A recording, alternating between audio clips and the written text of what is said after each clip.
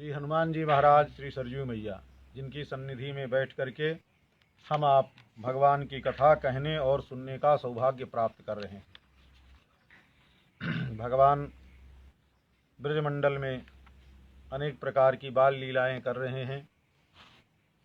ब्रह्मा जी महाराज ने वर्णन करके सुनाया और द्रोण और धरा ने किस प्रकार से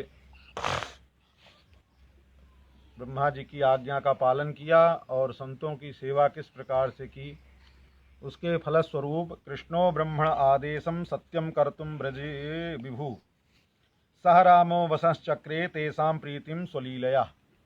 उसी कारण से भगवान कृष्ण और बलराम ब्रजमंडल में निवास करते हैं और अपनी लीलाओं के द्वारा नंद बाबा और यशोदा मैया के प्रेम का संवर्धन कर रहे हैं। श्री सुखदेव जी महाराज वर्णन करते हैं, एकदा गृहदासीषु यशोदानंद गेहिनी कर्मांतर नियुक्तासु निर्ममंथ स्वयं दधी। मैया यशोदा के यहाँ दास दासियों की कोई कमी नहीं है। परिपूर्ण रूप से सभी सेवा के लिए दास दासी नियुक्त हैं। पर मैया यशोदा अपने लाला के लिए स्वयं गाय दूहना और गाय के उस दूध को गर्म करना, गर्म करके उसको जमाना, जमा करके उस दही को मथना और उस दही से मक्खन निकालना, मथ करके ये सारा काम मैया स्वयं अपने हाथ से करती हैं। बात यह है कि जहाँ प्रेम होता है, प्रेम की उत्कटता होती है, वहाँ सेवा प्रकट होती है। भक्ति प्रेम ही है, प्रेम और भक्ति में कोई अंतर नहीं है। पर केवल बात बनाने से भक्ति और प्रेम नहीं दिखाई देता है। जब भी प्रेम प्रकट होगा तो सेवा करने की भावना प्रकट होगी, सारी सेवा करने का मन करेगा। अपने प्रेमी के प्रति जो भी उसकी प्रसन्नता के कार्य हैं, सारे कार्य स्वयं करने की इच्छा जगेगी और वो स्वयं इच्छा ही जगेगी नहीं, केवल स्वयं उसमें तल्लीन भी हो जाएगा करने में, सेवा में। तो इसीलिए भक्ति जो है वो सेवा प्रधान है। वैसे तो भक्ति ही सेवा को ही कहते हैं, और सेवा वो जो प्रेम से किया जाए, प्रेम होवे। सेवा करते हैं लोग, पैसे के लिए भी सेवा करते हैं, डर के भी लोग सेवा करते हैं और चापलूसी के कारण भी सेवा करते हैं। सेवा करने के कई कारण हो सकते हैं। तो ऐसी सेवा भक्ति नहीं होगी। जिस सेवा में हृदय में प्रेम उल्लसित होवे अपने प्रियतम के प्रति और किसी लेन देन की भावना न होवे, केवल जिसकी सेवा कर रहे हैं उसकी प्रसन्नता मात्र हृदय में होवे और ऐसी सेवा करे और बस सदैव सोचता रहे कि क्या करें कि किससे प्रसन्न हो जाए, ऐसे विचार सदैव हृदय में आते रहें, तो वो भक्ति है। और हम भगवान के बड़े भगत हैं, पर भगवान की कोई सेवा करने के लिए मन नहीं करता है। भगवान की सेवा में जिसको भार प्रतीत होता है, भगवान की सेवा में जिसको जल्दबाजी लगती है, जल्दी जल्दी करके निपटाओ, उसके अंदर अभी भक्ति नहीं आई है। सेवा करने में लग जाए तो फिर काल की सीमा का पता ही नहीं चले, क्या हो रहा है क्या नहीं हो रहा है, कितना समय लग रहा है। एक एक सेवा बड़े प्रेम से करे। हम तो देखे हैं कई महात्माओं को, महापुरुषों को, यहाँ तक कि गृहस्थों को, जो सुबह से उठते हैं और उनको ठाकुर जी की अपनी नित्य क्रिया करके फिर ठाकुर जी की सेवा में लग जाते हैं और 11-12 बज जाता है ठाकुर जी की सेवा करते करते, बाल भोग भी नहीं हो पाता। ठाकुर जी के तो सारे बाल भोग होंगे, सब क्रियाएं होंगी, पर ठाकुर जी की सेवा में बड़े प्रेम से सारी सेवाएं, तो ऐसी सेवाएं, और जो पानी उलीचने का काम होता है, जल्दी जल्दी पानी ढार दो, जल्दी जल्दी, वो तो केवल अभी व्यवहार है, हृदय में भक्ति नहीं आई। कोई भी ठाकुर जी के पार्षद मलना है, ठाकुर जी के झाड़ू लगाना है, पोछा लगाना है, सेवा केवल आरती करना ही नहीं होता है, केवल धूप बत्ती दिखाना, आरती करना, फूल तुलसी चढ़ा देना, ये नहीं। सेवा तो ठाकुर जी के वस्त्र संभालने से लेकर के झाड़ू पोछा लगाने तक जो भी कर रहे हैं सब सेवा है, और उस सेवा में किसी प्रकार का प्रमाद नहीं, प्रेम से सेवा। और जब प्रेम से करेंगे तो प्रेम से करने में इतनी सावधानी होती कि उसमें त्रुटि होगी नहीं। कहते हैं महाराज हम तो बड़े प्रेम से कर रहे थे, भूल गए। अरे प्रेम से कर रहे होगे तो भूलोगे ही नहीं, प्रेम से करेगा तो उसमें त्रुटि होगी नहीं, क्योंकि प्रेम में कोई कमी ना रह जाए इसका सदैव चिंतन रहता है। जो प्रेम करता है उसका सदैव चिंतन बना रहता है कि जिसके लिए हम जिसकी सेवा कर रहे हैं उसमें कहीं त्रुटि ना हो जाए, हमारी ये कार्य से कहीं प्रियतम को दुख ना पहुंच जाए, कोई कष्ट ना हो जाए। जैसे अम्बरीश जी महाराज महारानियों, जो उनकी रानियां हैं, उन रानियों को आटा तैयार करने की सेवा दे दी, गेहूं पीसने का, गेहूं पीसने की सेवा दे दी। जब रोटी बनाई अम्बरीश जी महाराज ने, तो रोटी बनाया तो एक गेहूं का कण प्रसाद पाते समय पड़ गया, कट की आवाज भई, अरे ये क्या हो गया, ये तो देवियां प्रमाद कर रही हैं सेवा में। ऐसी सेवा नहीं, गेहूं भी चुनना, धुना, बिनना, बनाना और बढ़िया साफ करना, पहले ही कोई कंकड़ पत्थर ना हो, बाद में पीसते समय भी गेहूं के कण आदि ना रह जावें, क्योंकि ठाकुर जी पुरुषोत्तम हैं, अत्यंत कोमल हैं, सुकुमार हैं, उनको प्रसाद पाते समय कहीं गेहूं का कण लग गया तो अच्छा लगेगा।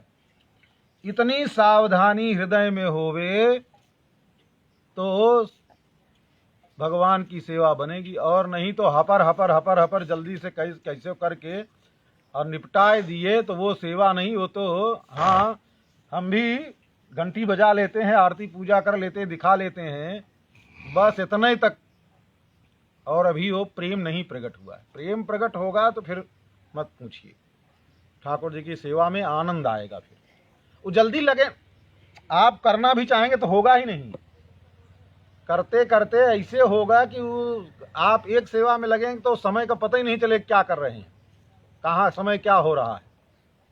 तो ये ठाकुर जी के प्रेम की सेवा, पर ज़्यादातर व्यवहार की सेवा होती है, प्रेम की सेवा तो बहुत कम ही होती है, संसार में बहुत कम देखने को मिलती है। तो कहने का तात्पर्य है, और बिना प्रेम के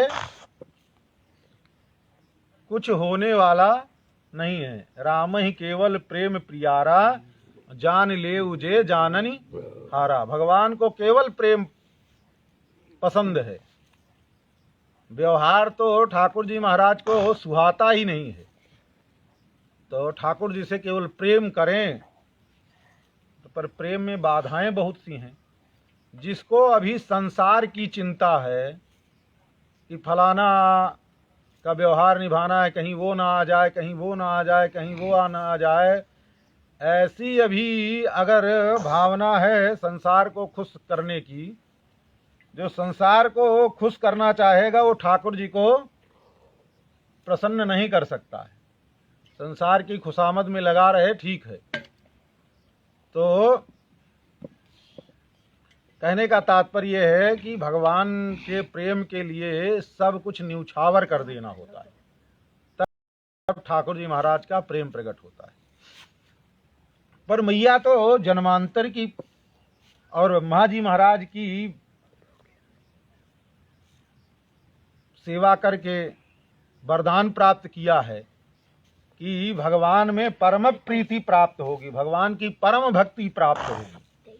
तो मैया यशोदा कहती हैं कि जितना भी कार्य है, बाहर घर के प्रत्येक कार्य जितने हैं वो तो सब मैया अन्य अन्य दासियों को, दास को, सबको नियुक्त कर दिया है। पर ठाकुर जी बाल कृष्ण लाल के लिए जो भी सेवा करनी है वो स्वयं एकदा गृहदासीसु, दासीसु मतलब एक दो दासियां नहीं है, अनेक दासियां हैं, दासियों की कोई कमी नहीं। यशोदा नंद गेहिनी, नंद महल में जो यशोदा मैया है वो महारानी है। कर्मांतर नियुक्तासु, जो अनेक दासियां हैं उनको दूसरे दूसरे काम में लगा दिया है। और निर्ममंथ स्वयं दधी, दही मथने के लिए स्वयं बैठी हैं। तो अब अभी तो परंपरा धीरे धीरे नष्ट हो गई। अब तो कलयुग का मतलब होता है मशीन का युग। कल कहते हैं मशीन को और युग कहते हैं समय को। सारा काम आजकल मशीन से होता है। अब दही मथने से लेकर के कुछ दिन बाद ठाकुर जी की सेवो पूजा भी मशीने से होगी। आदमी इतना आलसी हो जाएगा। हाँ, घंटी वंटी बजी रही है और आजकल तो मशीन भी आ गई है आरती उतारने वाली। तो धीरे धीरे भगवान की सेवा, उससे कोई मतलब नहीं है। जो स्वयं घंटा ले करके, घड़ी घंट ले करके बजाने में आनंद है, ढपर ढपर ढपर ढपर ढोलो बजे वहू बजे बिना ताल का, उसका कोई आनंद, ठीक है वो कर ले रहे हैं। उससे अच्छा तो ना करो। मशीन से करने की अपेक्षा है कि ना करो, ऐसे कर लो। अपने घंटी जो गरुड़ घंटी है उससे बजा करके कर लो, वही उत्तम है। पर क्या कहा जाए, संसार के आदमी को मशीन ज़्यादा पसंद है। तो आजकल तो दही मथते नहीं है। प्राचीन काल में दही मथने की परंपरा थी। बड़ा सा खंभा आदि होता था, उसमें ले जाकर के उसी के सामने रख देते थे घड़ा, और घड़े के रखने के भी स्थान होता। और वो भी देखिए मिट्टी के घड़े में ही दूध गर्म होता। ठीक है, ये जो आजकल दूध गर्म होता है, इस दूध में कोई स्वाद नहीं होता है। और मिट्टी के घड़े में, वो भी मंद मंद कंडे की आंच में पके। होता क्या है, रात को या सुबह को जब गैया दूध दे देती तो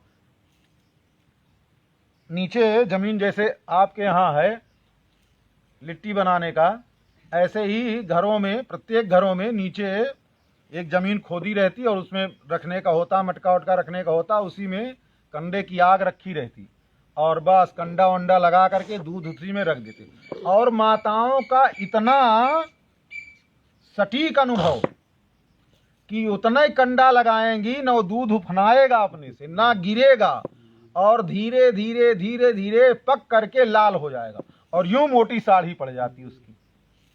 ये परंपरा। तो अब वो मिट्टी के घड़े में जब दूध, आजकल तो सब वैज्ञानिक लोग भी कह रहे हैं जो भोजन वोजन बनता है इसमें, जस्ता के बर्तन में भोजन बनता है तो 100% उसके तत्व सब खत्म हो जाते हैं। स्टील के बर्तन में 30-40% बचते हैं, और पीतल उतल के थोड़ा 50-60, ऐसे ऐसे क्रम से बताते हैं कि अगर 100% भोजन के जो तत्व हैं उनको प्राप्त करना है तो मिट्टी के पात्र में जो बने भोजन, उसके अन्न के पूरे तत्व प्राप्त होते हैं।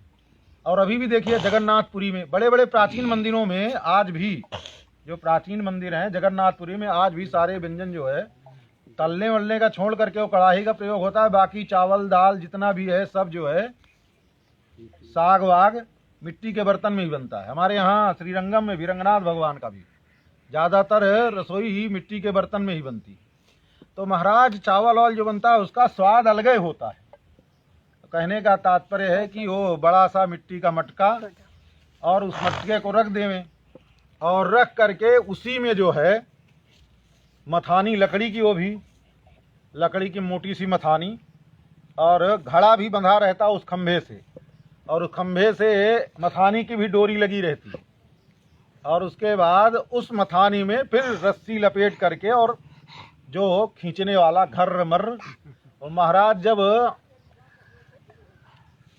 दही मथा जाता है ना तो उसकी अलग ही ध्वनि होती है, दही की अलग सुगंध आती है, और दही मथने की अलग आवाज़ आती है, घर मर। और होता यह है कि नीचे भी उसके थोड़ा ठंडी का समय होते थोड़ा गरम वरम भी रखना पड़ता है, कंडी उंडी लगा करके कि मक्खन ज़्यादा जल्दी उड़ जाए, ऐसे परंपरा है। तो ऐसे मैया जो है स्वयं ले करके और घर मर खींच करके, एक हाथ से खींचती है फिर छोड़ती हैं, खींचती हैं फिर छोड़ती हैं, ऐसे दही मथ रही हैं। और दही मथ रही हैं, दही केवल नहीं मथ रही हैं, यानी है गीतानी तदवाल चरितानि चा दधिर निर्मंथने काले स्मरंती तान्य गायत। ठाकुर जी महाराज ने जो जो लीलाएं, बाल्य काल की लीलाएं, बचपन से मिट्टी में कैसे लोटे लाला गैया के बछड़ों के साथ कैसे खेले, जो जो मैया और गोपियों के साथ लीलाएं करती हैं, उन सभी लीलाओं का स्मरण करके यशोदा मैया, और माताओं को तो कुछ है नहीं, नाम गाम और काम पता हो तो गीत तो तैयार हो ही जाता है। बस सब उन सब चरित्रों को याद करके, और माताएं कवि होती हैं, उन कविता का गुण अपने आप होता है, उनको कविता बनाने की जरूरत नहीं। बस और मैया बस सबको स्मरण करके और गीत बना करके उन सभी को गाती हैं और घर मर्र करके दही मथ रही हैं। और कभी कभी जब दही में देखती हैं, फिर थोड़ा पानी डाला और फिर घर मर्र करना शुरू किया। अब इतनी जल्दी तो उठता नहीं, दही मथते मथते जो है श्रम लगता है। तो मैया के स्वरूप का वर्णन करते हैं श्री सुखदेव जी महाराज। दही मथते समय मैया यशोदा का स्वरूप कैसा हो रहा है, तो कह रहे हैं क्षौमम वासाह पृथुकटिते विभ्रति सूत्र नद्धम। मैया यशोदा रेशमी वस्त्र, क्षौमम वासा, वास जो है वस्त्र कैसे हैं, बोले रेशमी वस्त्र मैया पहन रखी है। रेशमी वस्त्र पहनने का तात्पर्य है कि ठाकुर जी की सेवा में, भगवान की सेवा में जो स्पर्श का दोष होता है, रेशमी वस्त्र पहनने से वो दोष नहीं होता है। कोई चीज चलते समय मान लीजिए कोई चीज छू गई, कोई कपड़े, ज्यादातर अशुद्धि वस्त्रों में ही आती है, अशुद्धि वस्त्रों में आती है। तो इसलिए वस्त्र अगर सूती वस्त्र आदि पहने हैं तो किसी अपवित्र व्यक्ति का स्पर्श हो जाएगा तो अपने भी अपवित्र हो जाएंगे, अपने मतलब वो वस्त्र अपवित्र हो जाएगा, वस्त्र तो बदलना ही पड़ेगा। तो इसलिए स्पर्श का दोष न लगे, इसलिए रेशमी वस्त्र धारण करती हैं। पृथु कटि तटे, और मैया का कटि प्रदेश, वृद्धावस्था हो गई, 80 साल की उम्र है मैया यशोदा की, तो कटी तट मैया का थोड़ा मोटा हो गया है, ऐसे बैठी हुई हैं। बिभ्रति सूत्र नद्धम, और उसमें सोने की करधनी, कमर में मैया सोने की करधनी पहन रखी है। बिभ्रति सूत्र नद्धम पुत्र स्नेह स्नुत कुच युगम जात कंपम च शुभ्रु। मैया दही मथ रही हैं पर अपने लाला का स्मरण करके गान कर रही हैं। उस गान से मैया को अपने लाला के प्रति जो है, जो प्रेम है, पुत्र स्नेह स्नुत कुच युगम, दोनों वक्षस्थल लाला के स्मरण से प्रेम, लाला के वात्सल्य के कारण, वात्सल्य प्रेम के कारण मैया के वक्षस्थल दोनों जो है, जो कंचुकी पहनी है वो हल्की हल्की दूध प्रेम के कारण माताओं का होता है। जो अधिक प्रेमवती माताएं होती हैं, जब उनके बालक हो जाता है, थोड़ी देर जब बालक दूध नहीं पिया होता है तो माताओं का वक्षस्थल अपने आप ही गीला होने लगता है प्रेम के कारण।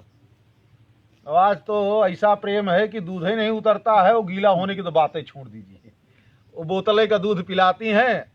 अब होता क्या है, बचपन में जैसे बालक पैदा हुआ उसको बोतल का दूध, बोतल पकड़ा दिए, पैदा होते ही बोतल पकड़ा दीजिए तो उसको बोतल पकड़ने की आदत हो गई। फिर धीरे धीरे और थोड़ा बड़ा हुआ तो और बोतल, लिम्का कोका कोला दुनिया भर के आजकल है, वो बोतल पकड़ लिया। और जब थोड़ा समर्थ हो गया तो फिर बड़की बोतल पकड़ लेता है, और बड़की बोतल पकड़ लिया, फिर झूम झाम के आता है, फिर घर में कुटम्मस मचाता है इधर उधर, और महाभारत फिर शुरू हो जाती। बोतल पकड़ाने का ये परिणाम होता है कि शुरू से बोतल पकड़ाए तो लास्ट में तो बोतल पकड़ना ही पकड़ना है भाई। आदत तो आदमी ने सिखाता है घर में, तो वही आदत पड़ जाती है। तो मैया यशोदा का वक्षस्थल दोनों गीला हो गया। स्नुत कुछ युगम जात कंपम च शुभ्रु, और मैया का शरीर और भ्रूमंडल जैसे जैसे खींच रही हैं वैसे वैसे शरीर कांप रहा है, और सुंदर मां के भ्रूमंडल हैं। अब कहते हैं रज्ज्वाकर्ष, जो रज्जु मतलब रस्सी खींच रही हैं, श्रम भुज चलत, उसके जो खींचने में श्रम हो रहा है और भुजाएं चल रही हैं, कंकणों कुंडले चा। तो उससे क्या है, कंकण जो मैया हाथ में सोने के कड़े पहनी हुई हैं और कान में जो कुंडल है जात कंपम, वो कंकड़ तो मैया गा रही है। अब मजीरा वजीरा झांझ वांझ करताल तो ली नहीं है, तो अब गाना गा रही है मैया, तो कंकड़ लोग सोच रहे हैं मैया अकेले अकेले काहे को गावे। हम भी सातपुरा में तो जैसे मैया के हाथ जाता है तो खनन मनन वो जो हाथ में कंकड़ सोने के वो भी, और वो खनन मनन कर रहे हैं। मैया कीर्तन कर रही है और कीर्तन में साथ जो है दे रहे हैं मैया के कड़े हाथ के। और कान में जो बाले हैं वो जो है झूम रहे हैं मैया, जैसे जैसे जैसे कोई गाता है, कोई बजाता है और कोई नाचता भी है तो ना साथ में। तो ऐसे ही मैया यशोदा के जो कुंडल हैं, उन कुंडलों की जो झल लटक रही हैं, वो सब ऐसे लग रहा है जैसे अनेक प्रकार की नर्तकियां जो है मैया गान कर रही हैं, तो नर्तकियां सब नृत्य कर रही हैं। तो ये प्रकट हो रहा है शोभा। कहते हैं कंकणों कुंडले चा स्विन्नम वक्त्रम कवर विगलत। अब मैया जो है जो खींच रही है, दही मथ रही है, उससे परिश्रम हो रहा है, तो मस्तिष्क में, माथे पर और हाथ में इधर उधर सब जगह मैया के पसीने की बूंद माथे पर आ गई है। स्विन्नम वक्त्रम, पसीने से शरीर भर गया है। कबर विगलत मालतीम निर्ममंथ, मैया की जो चोटी है, चोटी बांध रखी है, और उन चोटियों में मैया ने मालती की माला, मालती का जो पुष्प होता है ना, पुष्प नहीं, परंपरा है जो बनती है, मालती की जो कली होती है, पुष्प ले लेंगे तो पुष्प थोड़ी देर में ही वो मुरझा जाता है, ज्यादा देर वो काम नहीं करता है। मालती आदि जो छोटे छोटे पुष्प होते हैं, इसीलिए छोटे वाले पुष्प जल्दी झड़ जाते हैं, पेड़ छोड़ देते हैं, तो उनकी कली ही उतारी जाती है। कली उतार करके और उसकी माला बनाई जाती है, चौड़ी सी लंबी सी। तो यहाँ तो नहीं परंपरा है, पर दक्षिण भारत में जाएंगे तो दक्षिण भारत में वो लर मिलती है, सर उसको बोलते हैं, सर बोलते हैं, बड़ी बड़ी लंबी लंबी वो जो है, और कली की, और वो मैया के जूड़े में लगी हुई है। तो होता ये है कि धीरे धीरे जैसे समय बीतता है तो धीरे धीरे पुष्प अपने आप, धूप लगती है तो वो खिलना शुरू करते हैं। जब वो खिलते हैं तब उनकी सुगंध, खिल जाए फूल तो उसकी सुगंध तो फिर गई, और जब धीरे धीरे कली जो होगी, वो कली से उसकी सुगंध फिर धीरे धीरे धीरे धीरे वो अपने आप बढ़ती जाएगी। जैसे जैसे पुष्प खिलेगा वैसे उसकी सुगंध बाहर आएगी। तो ऐसे ही मालती की जो माला है वो मैया जूड़े में बांध रखी है, और वो माला जो लगी हुई है वो सोचती है, देखो मैया भगवान की कितनी बड़ी भक्ता हैं, कन्हैया से इतना प्रेम करती हैं, और इतना प्रेम करने वाली जो माँ यशोदा हैं, तो ऐसे जो भगवान के भक्त हैं, उन भक्तों के सर पर रहने का हमारा अधिकार नहीं है। जो भगवान के इतने प्रेमी भक्त हों में मैया जैसी इतनी बड़ी भक्ता है, तो उसके मालती जैसी पुष्प हम होकर के उसके सर पर बैठें, हमारा अधिकार सर पर बैठने का नहीं है। वो मालती की माला संकोच में संकुचित हो जाता है ना, वो संकोच को प्राप्त होती हैं मालाएं, तो जो बंधी होती हैं जिस सूत्र में, वो तो जब संकोच को पाती हैं तो ढीली हो जाती हैं। तो मैया मथ ही रही है, तो मैया के मंथन से वो कबर विगलत, माला जो है धीरे धीरे एक एक फूल सब वो मालती के पुष्प मस्तक पर ना रह करके, सोचते हैं मस्तक पर नहीं रहना है, इतने प्रेमी भक्त के तो चरणों में रहने का सौभाग्य प्राप्त होना चाहिए। तो सब मालती के पुष्प गिर गिर करके मैया के चरणों में समाहित हो रहे हैं और अपने सौभाग्य का बखान कर रहे हैं। तो ऐसे मैया की शोभा का वर्णन करते हैं सुखदेव जी महाराज। तो अब कहते हैं कि ताम स्तन्य काम आसाद्य मंथनी मतनतीम जनीम हरिहि गृहीत्वा दधि मंथानम न्यसेधत प्रीति मावहन। प्रातः काल का समय है, अभी सूर्योदय नहीं हुआ है, घर मर्र की आवाज भई और मैया के गाने की आवाज भई, तो लाला कन्हैया की नींद टूट गई और लाला जग गए। अब जब जग गए तो अब छोटे बच्चे होते हैं, जब जगते हैं उनकी माँ ना हो पास में तो फिर वो खोजते हैं। तो लाला थोड़ा बड़े हो गए हैं, इतना छोटे भी नहीं हैं। तो अब लाला ने इधर उधर देखा, मैया कहीं दिखी नहीं। तो जगते ही लाला को भूख लगती है। लाला इधर उधर और घर्रमर की आवाज़ आ रही थी, आंख मूंझते मूंझते और मैया के पास पहुंच गए। और मैया की जो मथानी थी उस मथानी को दोनों हाथों से पकड़ लिया।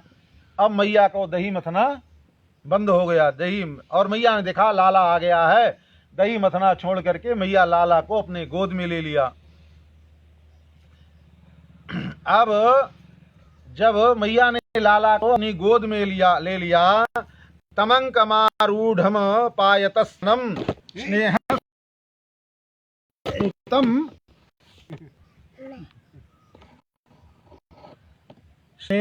स्नेहस्नुतम सस्मित मीक्षति मुखम। मैया ने लाला को अपने गोदी में ले लिया। लाला को भूखा देखा तो मैया ने गोदी में ले करके और लाला को दूध पिलाने लगी। और जब ठाकुर जी महाराज मैया का स्तनपान करने लगे तो स्नेहस्नुतम सस्मितम ईक्षति मुखम, और बड़ी प्रसन्नता पूर्वक लाला के मुखमंडल को देख रही हैं। मैया बड़े प्रेम से देख रही। ठाकुर जी महाराज दूध पीते पीते मैया की तरफ मुंह निकाल करके बोले, मैया तुमको दूध ज्यादा प्रिय है कि पूत ज्यादा प्रिय है? मैया तेरे को अपना बेटा प्रिय है, दूध ज्यादा प्रिय है? मैया ने कहा तू ही क्या बोले, अरे दूध सब पूते लिए ही होते हैं, ये दूध जो है ये तो तुम्हारे लिए ही सब तैयार कर रही हूँ, तो हमको तो अपना लाला सबसे ज्यादा प्रिय है। लाला प्रसन्न हो गए, मैया देखो हमसे ज्यादा कितना प्रेम करती है। और फिर तुरंत लाला मैया के वक्षस्थल में मुख लगाए और दूध पीने लगे। अतृप्त मुत्सृज्य जवेन सा यया बुत्सिच्यमाने पयसी त्वधिश्रिते। उसी समय मैया जो दूध गर्म करने के लिए रखी थी वो दूध उफनने लगा। कभी कभी हो जाता है कंडी ज्यादा लग जाती है। तो अब दासी ने देखा ये दूध उफनने वाला है। दूध उफनने वाला अपने तो छू नहीं सकती क्योंकि मैया का आदेश है, लाला का जितना काम है हम ही करेंगे, लाला की सेवा में कोई हाथ भी नहीं लगाएगा। अब दासी ने देखा तो दौड़ करके आई और मैया को बोली, मैया अरे वो जो दूध है ना जो आग पर रखी है वो उफनाने वाला है। तो मैया ने क्या किया, लाला भी तो पी करके तृप्त नहीं हुए, तो मैया ने लाला को तुरंत उठाया और बैठा दिया और दौड़ करके गई उस दूध को, दूध उफन रहा है तो दूध को बचाने के लिए। मैया जैसे ही दौड़ करके गई दूध को बचाने के लिए, और लाला ने पहले पूछ लिया था मैया दूध ज्यादा प्रिय है कि पूत? हाँ, खेल होने का रहा तो मैया दूध ज्यादा प्रिय की है पूत प्रिय है? और मैया ने कहा नहीं पूत प्रिय है। और जब दूध उफनाने लगा, और ये लीला ठाकुर जी की ही है, जो दूध उफना रहा है उस ठाकुर जी की ही लीला से उफना रहा है। तो जैसे ही दूध उपनाया मैया ने लाला को गोदी से उतारा, दौड़ी तो लाला को आ गया गुस्सा। अब जब क्रोध आ गया तो लाला ने इधर उधर देखा, बोले मैया तो बोली लाला प्रिय है, और मैया दूध के लिए दौड़ गई। तो ठाकुर जी का स्वभाव है, ठाकुर जी महाराज से प्रेम करो, ठाकुर जी से प्रेम करते करते किसी और से प्रेम करने लगो तो ठाकुर जी कि अगर वो अनुकूल नहीं है तो ठाकुर जी महाराज फिर उसको रहने नहीं देते हैं। ठाकुर जी महाराज ने इधर उधर देखा, कुछ नहीं दिखा, तो बगल में एक पत्थर पड़ा हुआ था, और मैया जो